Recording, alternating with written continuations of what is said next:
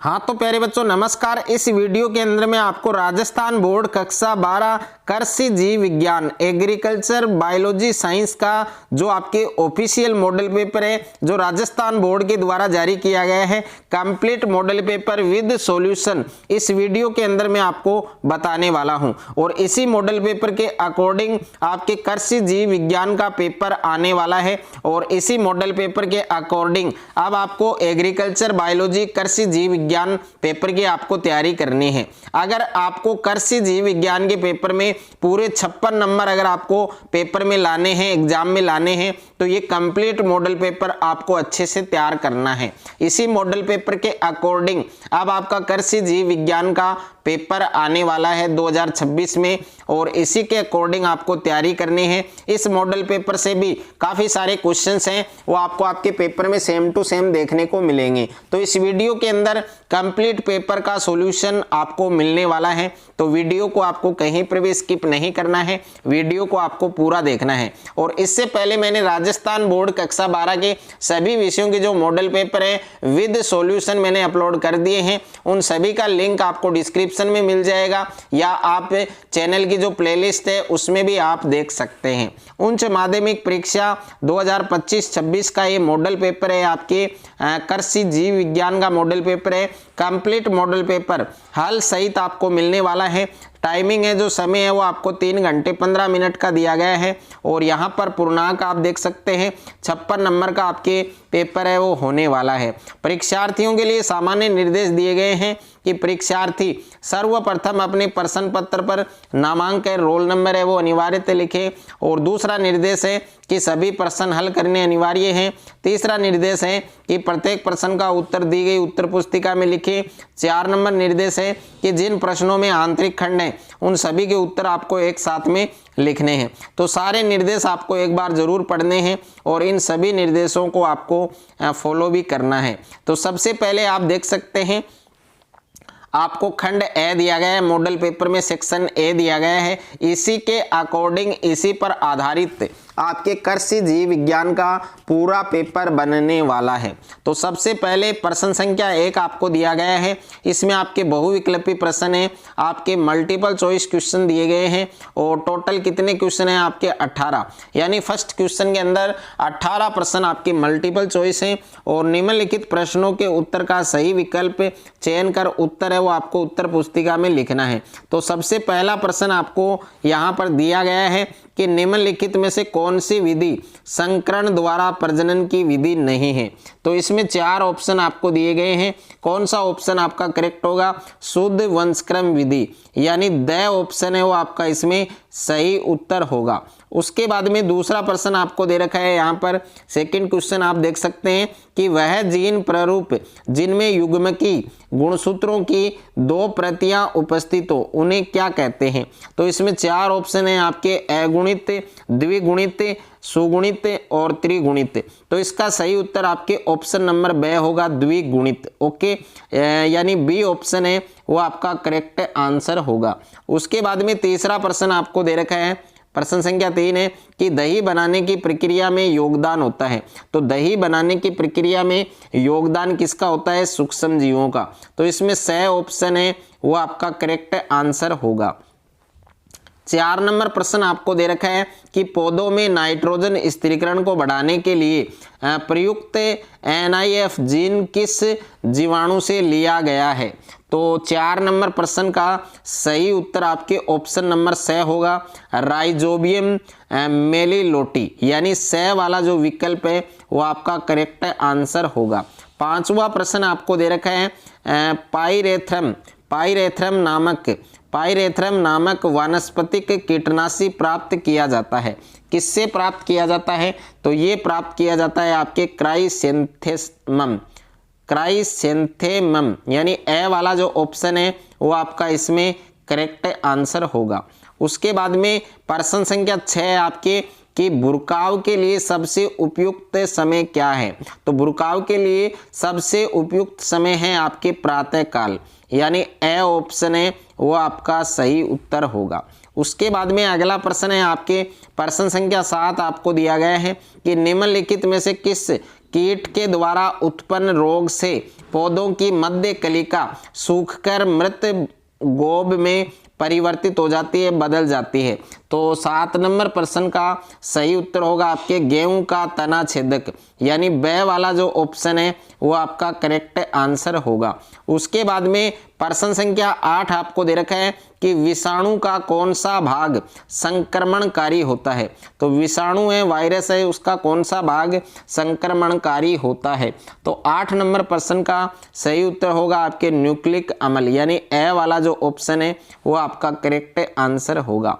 उसके बाद में प्रश्न संख्या 9 आपको दे रखा है कि पोषक तत्व मोलिबेडेनम की कमी से होने वाला रोग है। तो पोषक तत्व मोलिबेडेनम की कमी से होने वाला रोग कौन सा है आपके, तो फूल गोभी का वी पेटल रोग, यानी स ऑप्शन है वो आपका इसमें करेक्ट आंसर होगा।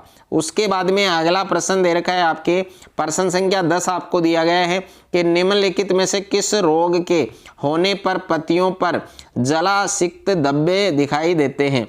तो देखिए 10वां जो प्रश्न है उसका सही उत्तर होगा आपके जीवाणु अंगमारी रोग, यानी स ऑप्शन आपका करेक्ट होगा। और 11वां प्रश्न है आपके नींबू का कैंकर रोग फैलता है। तो नींबू का जो कैंकर रोग है वो किसके द्वारा फैलता है, पर्ण सुरंगक कीट के द्वारा। तो ए ऑप्शन है वो आपका इसमें सही उत्तर होगा। उसके बाद में प्रश्न संख्या 12 आपको दे रखा है कि निम्नलिखित में से कौन सा सूत्रक्रमी जैविक नियंत्रक के रूप में प्रयुक्त किया जाता है। तो प्रश्न संख्या 12 के अंदर द ऑप्शन आपका सही होगा हेटेरो रेड बाइटिस, यानी स वाला जो विकल्प है वो आपका करेक्ट उत्तर होगा। प्रश्न संख्या 13 है आपके निम्नलिखित में से किन पौधों पर काली स्लग का प्रकोप अधिक होता है। तो प्रश्न संख्या 13 के अंदर ब ऑप्शन होगा आपके पान, ओके, यानी पान इसका सही उत्तर होगा। और प्रश्न संख्या 14 है आपके क्लाइटेलम का कार्य है। तो क्लाइटेलम का जो कार्य है वो क्या है, क्लाइटेलम का कार्य आपके कोकून निर्माण, यानी ब वाला जो ऑप्शन है वो आपका करेक्ट उत्तर होगा। प्रश्न संख्या 15 है आपके टिड्डा गंध का पता लगाता है। तो टिड्डा गंध का पता लगाता है, तो यहाँ पर देखिए प्रश्न संख्या 15 के अंदर ए ऑप्शन होगा आपके श्रृंगी का, ओके, ए ऑप्शन आपका सही होगा। और प्रश्न संख्या 16 आपको दे रखा है निम्नलिखित में से किस मछली को कानूनी संरक्षण की आवश्यकता है। तो प्रश्न संख्या 16 में प्यारे बच्चों आपके ब ऑप्शन होगा महासीर। महासीर जो मछली है उसको कानूनी संरक्षण की आवश्यकता है। प्रश्न संख्या 17 है कि लार्वा बक्सी मछली का उदाहरण है। तो लार्वा बक्सी मछली है उसका उदाहरण है गंबूसिया, यानी ए वाला जो ऑप्शन है वो आपका करेक्ट होगा। और प्रश्न संख्या 18 दे रखा है आपको कि फसलों को सर्वाधिक अक्षती सफ़ेद लट की किस अवस्था में होती है।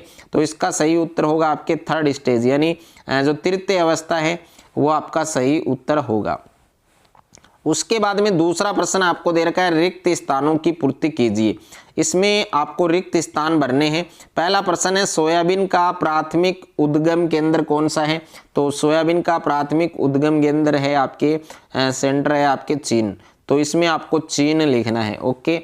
और उसके बाद में दूसरा प्रश्न है रिक्त स्थान है डीएनए के सिरे किनारों से न्यूक्लियोटाइड को अलग करते हैं। तो ये एक एंजाइम का नाम इसमें पूछा गया है एक्सोन्यूक्लिएज। तो इसमें आपको क्या लिखना है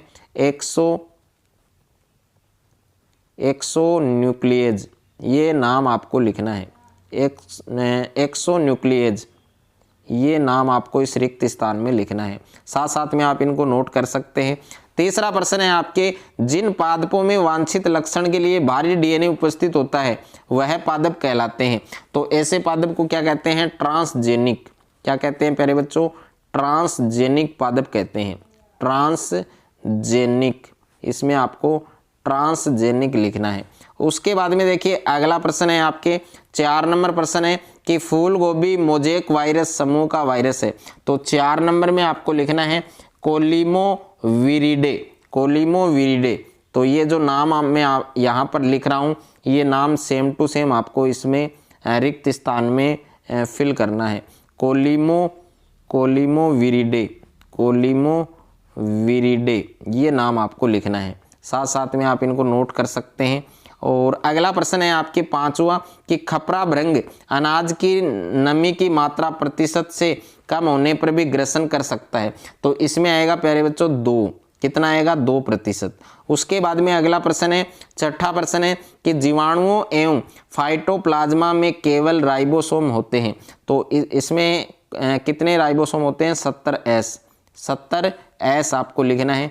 और अगला है आपके सातवां है कपास की मलानी रोग के नाम से भी जाना जाता है। तो इसमें आएगा उकठा, क्या आएगा आपके?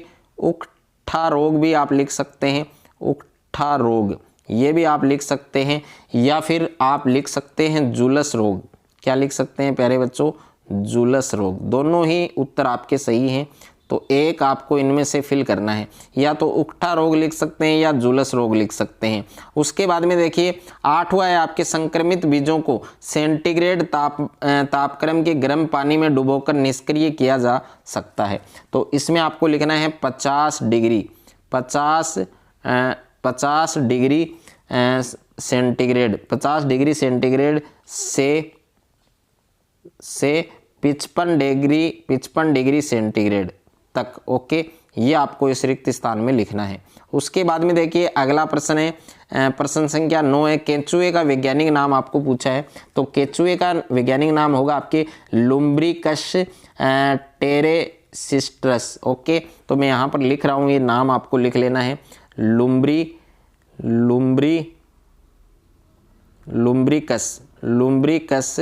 और उसके बाद में लिखना है टेरे और उसके बाद में सीट्रस, ये नाम आपको लिखना है। ये केंचुए का वैज्ञानिक नाम है।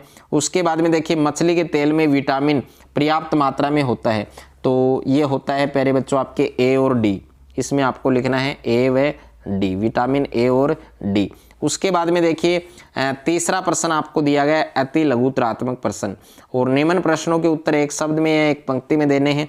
पहला प्रश्न है टेस्ट क्रॉस क्या है, दूसरा है जैव प्रौद्योगिकी की परिभाषा लिखिए, तीसरा प्रश्न है कायिक कॉलोनीय विविधता के द्वारा उत्पन्न शक्करकंद की जो किस्म है उसका आपको नाम लिखना है।